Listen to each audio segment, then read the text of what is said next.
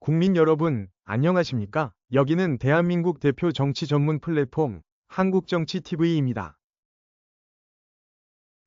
윤석열 대통령 측이 1월 14일 헌법재판소에서 열리는 탄핵심판 첫 변론기일에 출석하지 않겠다고 밝혔습니다. 그러자 일부 정치권과 국민들 사이에서는 윤석열 대통령이 탄핵심판에 직접 출석하겠다던 약속을 깼다는 비판이 나왔습니다. 국내 언론 매체들이 보도한 내용을 종합하면 윤석열 대통령 측 법률 대리인인 윤갑근 변호사는 1월 12일 입장문을 발표했습니다. 그리고 공수처와 국가수사본부가 불법 무효인 체포영장을 불법적인 방법으로 계속 집행하려고 시도하고 있어 신변 안전과 불상사가 우려된다고 말했습니다. 그러면서 1월 14일 첫 변론기일에 윤석열 대통령이 참석하지 못한다고 밝혔습니다.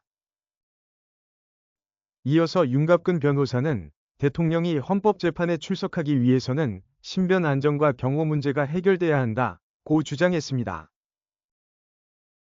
그리고 안전 문제가 해결되면 언제든 출석할 예정이라고 설명했습니다. 이에 앞서 윤석열 대통령 측은 지난 12월 27일 헌재 탄핵 심판에는 적절한 시기에 직접 나와서 본인이 말씀하실 것이라고 밝힌 바 있습니다. 또한 1월 5일에도 윤석열 대통령은 적정한 기일에 출석해 의견을 밝힐 예정이라고 공지하기도 했습니다. 물론 탄핵 심판 당사자는 변론기일에 출석해야 합니다. 하지만 의무사항은 아닙니다. 헌재법 52조에 따르면 당사자가 변론기일에 불참하면 다시 변론기일을 지정합니다. 그리고 다시 지정한 변론기일에도 출석하지 않으면 당사자 없이 심리를 진행할 수 있습니다.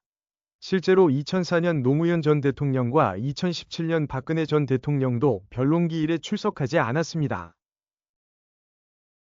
따라서 1월 14일 첫 변론기일은 재판부가 윤석열 대통령이 출석하지 않은 것을 확인한 뒤 곧바로 끝이 날 것으로 예상됩니다. 그리고 1월 16일로 예정돼 있는 2차 변론기일부터 탄핵 사유 심리가 본격화적으로 진행될 것으로 보입니다.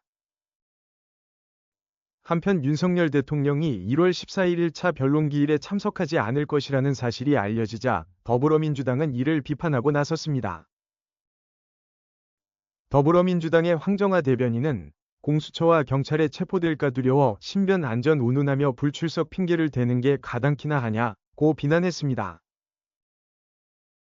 그리고 헌법재판소에 출석해 의견을 밝힐 것이라던 윤석열 대통령은 어디로 갔냐고 물었습니다.